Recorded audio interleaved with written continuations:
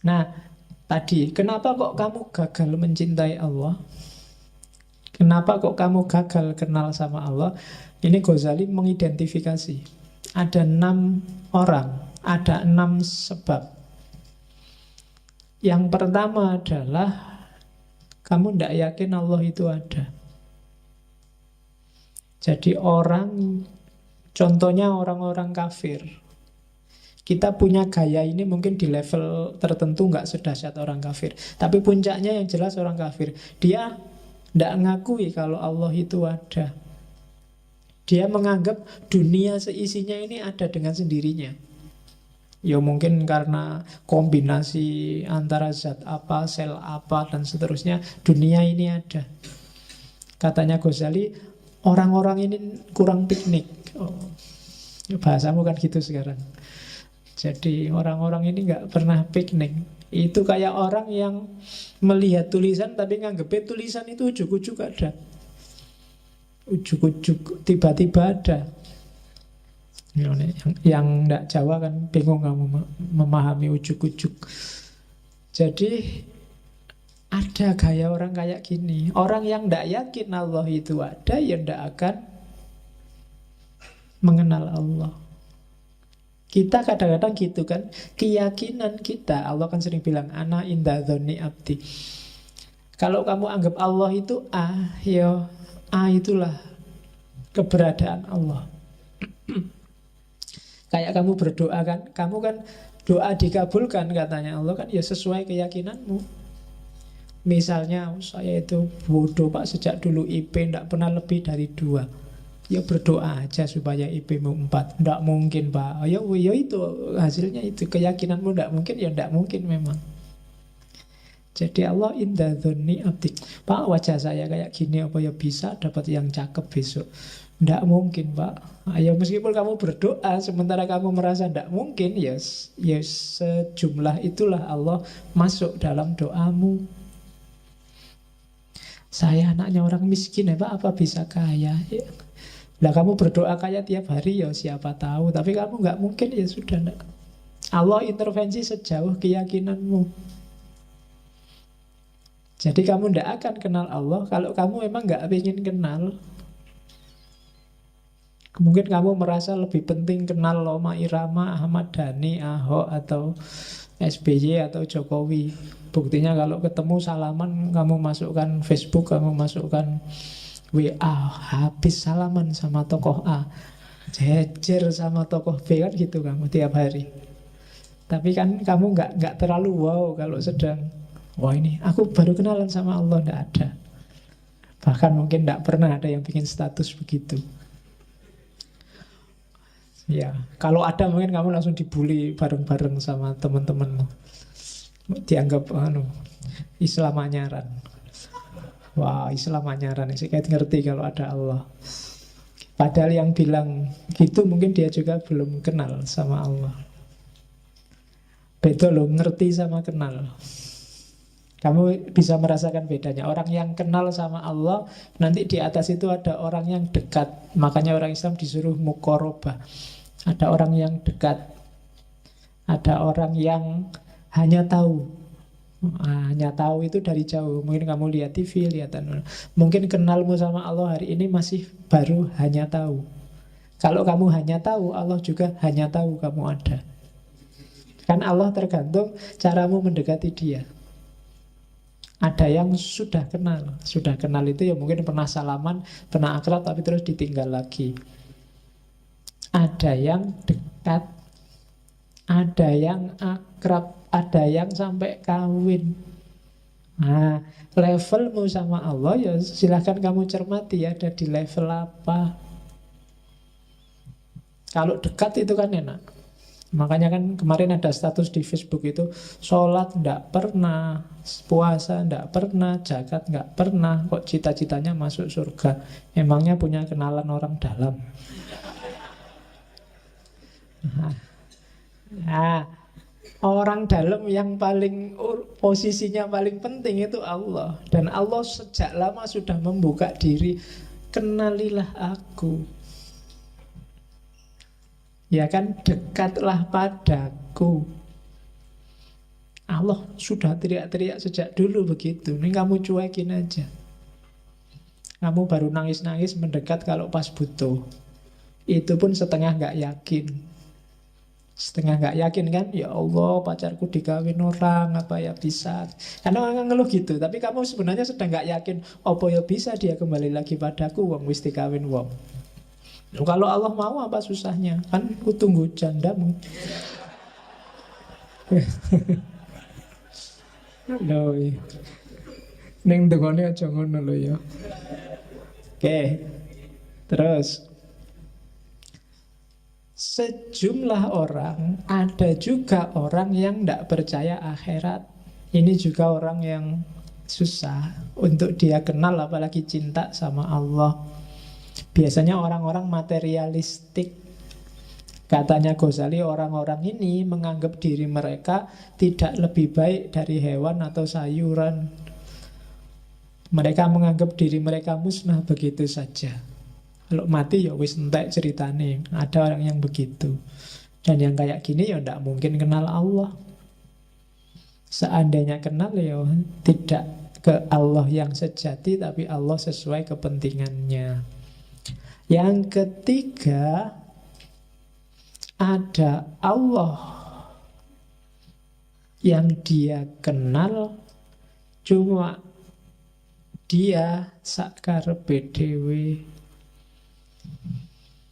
Itu orang yang bilang Allah itu tidak butuh kita, tidak butuh sholat kita, tidak butuh puasa kita.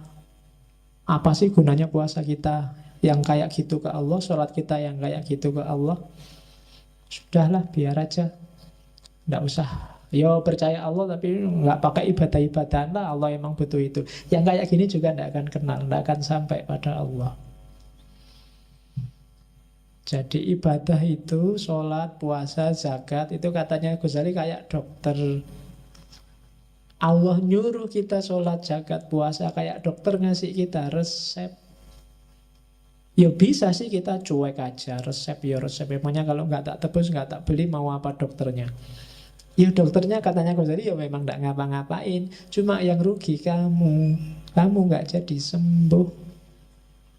Sakitmu permanen, cepet mati. Loh iya kan, kalau kamu nggak manut sama dokter kan itu. Dokter sudah teriak-teriak bilang, ojo ngerokok. Contohnya rokok emang gratis. Itu hati-hati jantungmu misalnya. Alah, sejak dulu ngerokok juga ndak apa-apa. Terserah dokter mau ngomong apa. Ya dokternya nggak kena efek apa-apa. Ya yang batuk juga kamu, bukan dokternya. Yang merokok membunuhmu itu kan di covernya rokok itu ya dirimu, bukan yang lain. Nah itu analoginya Ghazali. Oke, makanya kalau merokok yang ikhlas. Ya, jadi maksudnya ikhlas, ya Allah apapun dampaknya aku ikhlas. Biar nggak jadi pikiran. Oke, terus ada kelompok keempat.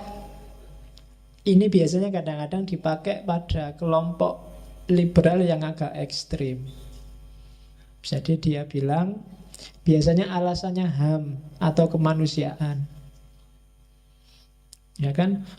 Misalnya itu kan, masa syariat nyuruh kita menahan amarah, nahan syahwat, nahan munafik. Loh, syahwat itu kan alami, amarah itu kan natural. Boleh dong orang marah. Seks itu kan dorongan alamiah. Kalau aku suka, dia suka, tidak ganggu orang lain, ngapain yang lain cerewet. Itu kan mikirnya alamiah kok. Nah, cara mikir kayak gini, katanya Ghazali, dia sebenarnya sama, kurang piknik. Jadi mikirnya setengah-setengah. Iya bener, itu dorongan alamiah. Agama juga nggak nyuruh mengeliminasi dorongan itu, cuma diatur. Agama cuma ngatur, akalmu juga ngatur. Biar apa? Hidupmu semakin berkualitas, hidup ini nggak kacau. Kalau kamu seks bebas, bebas-bebas, rusak hidupmu. Tiap kali ketemu perempuan, ayo oke, kamu juga oke, aku oke, ayo. Kalau ngono, iya rusak hidupmu.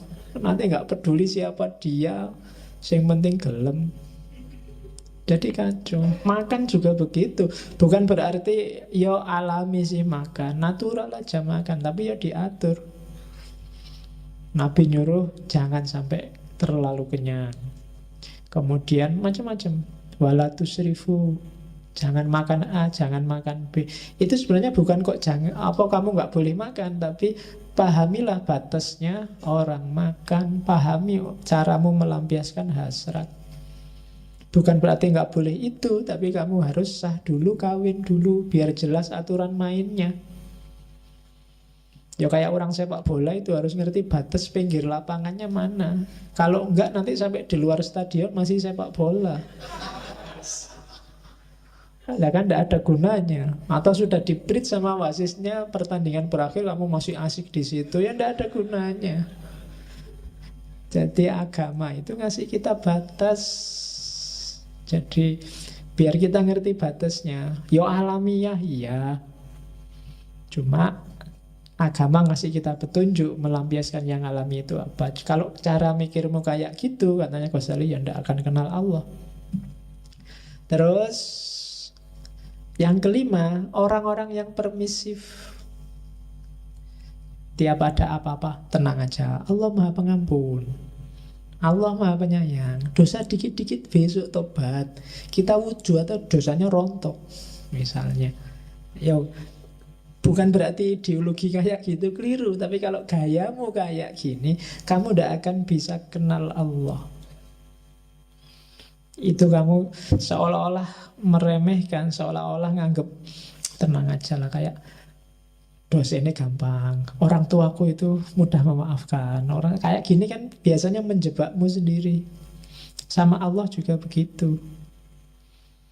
Maksiat dikit-dikit, tenang aja, Allah Maha Pengampun. Agak besar dikit, ampunannya Allah lebih luas daripada dosa kita. Meremehkan. Nah itu juga trouble. Kalau mentalmu mental gini, ya tidak akan kenal Allah yang sejati. Yang keenam, ini kebalikan 5 yang atas. Orang-orang yang sok soleh.